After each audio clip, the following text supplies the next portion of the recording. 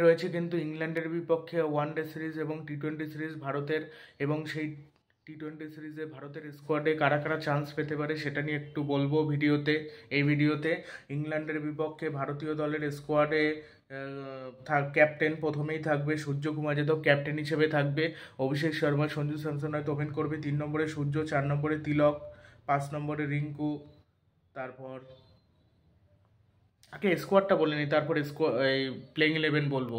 সূর্য, তিলক, Jaiswal, Abhishek Sharma, Rinku Singh, Sanju Samson, Jitesh Sharma, আর allrounder হিসেবে wicket keeper তো শুধু দুজন, সঞ্জু স্যামসন, জিতেশ শর্মা, আর হলো অলরাউন্ডার নীতিশ কুমার রেড্ডি, সুন্দর, হার্দিক পান্ডিয়া, শিবম দুবে, আর স্পিনার হিসেবে দুজন থাকবে, রবি বিষ্ণয় আর বরুণ চক্রবর্তী, আর ফাস্ট বোলার হিসেবে আকদীপ সিং অবশ্যই থাকবে, হর্ষিত রানা অবশ্যই থাকবে দুজনে, আর তিনজনে আভেশ খান। বুমরা যদি খেলে, বুমরা খেললো, বুমরা মনে হয় রেস্টে থাকবে।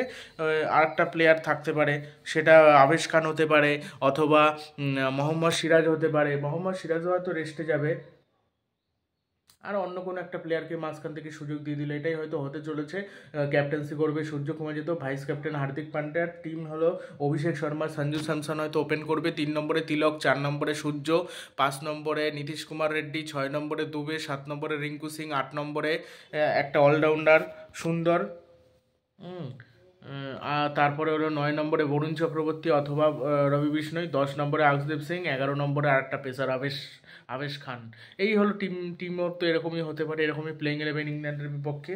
আর ম্যাচ কবে কবে রয়েছে সেটা একবার বলে দিই। ম্যাচ হলো, ভারতের ম্যাচ রয়েছে, প্রথম ম্যাচ 22শে জানুয়ারি কলকাতার ইডেন গার্ডেনে, দ্বিতীয় ম্যাচ 15ই জানুয়ারি চেন্নাই চিদম্বরম স্টেডিয়ামে চিদম্বরম, আর তৃতীয় ম্যাচ 28শে জানুয়ারি রাজকোটে সৌরাষ্ট্র ক্রিকেট স্টেডিয়ামে, চতুর্থ ম্যাচ 31শে জানুয়ারি পুনেতে মহারাষ্ট্র ক্রিকেট অ্যাসোসিয়েশন স্টেডিয়ামে, আর পঞ্চম ম্যাচ 2রা ফেব্রুয়ারি মুম্বাইয়ের ওয়াংখেড়ে স্টেডিয়ামে।